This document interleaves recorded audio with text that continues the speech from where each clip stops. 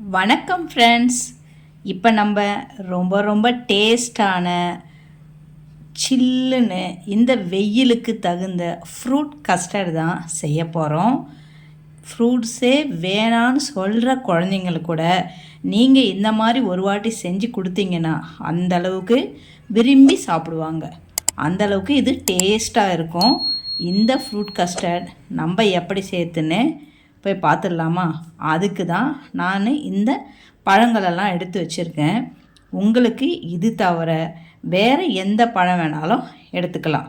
இப்போ இந்த fruit custard செய்யறதுக்கு நான் ஒரு பவுல் எடுத்துக்கிட்டு அதில் ஒரு 1/2 லிட்டர் பால் சேர்த்து இதை நம்ம நல்லா காய்ச்சிக்கலாம்.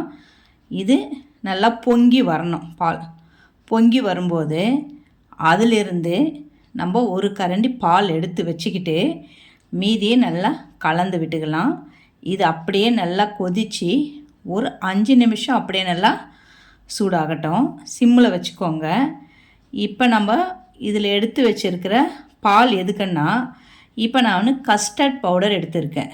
உங்கள்கிட்ட இந்த கஸ்டர்ட் பவுடர் இல்லைன்னா கார்ன்ஃப்ளவர் மாவு கூட எடுத்துக்கலாம்.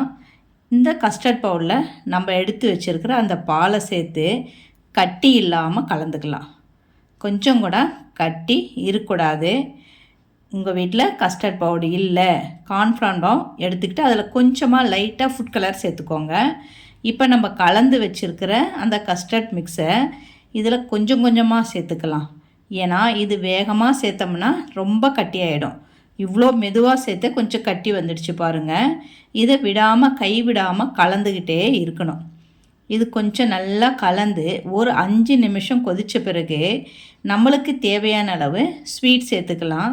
நான் இப்போ சர்க்கரை சேர்த்துக்கிறேன்.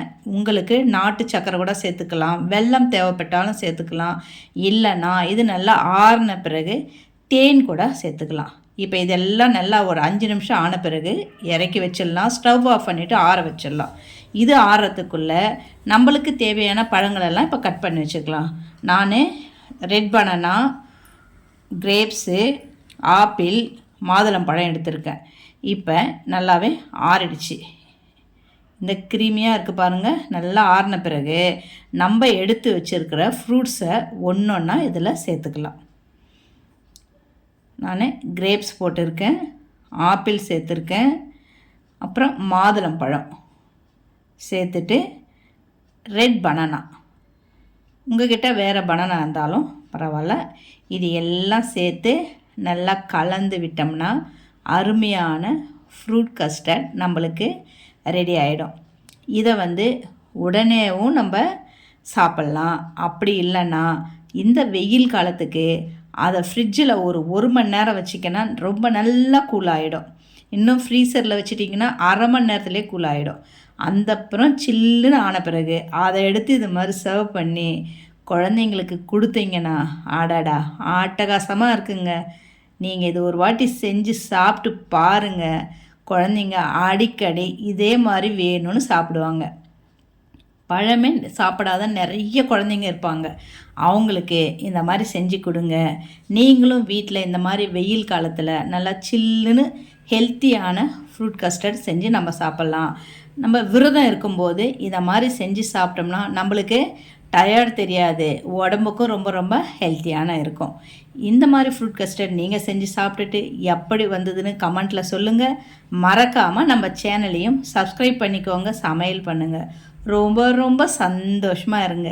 இந்த வீடியோ உங்களுக்கு பிடிச்சிருந்தா உங்கள் ஃபேமிலி அண்டு ஃப்ரெண்ட்ஸுக்கு ஷேர் பண்ணுங்கள். மறக்காமல் நம்ம சேனலை சப்ஸ்கிரைப் பண்ணிக்கோங்க.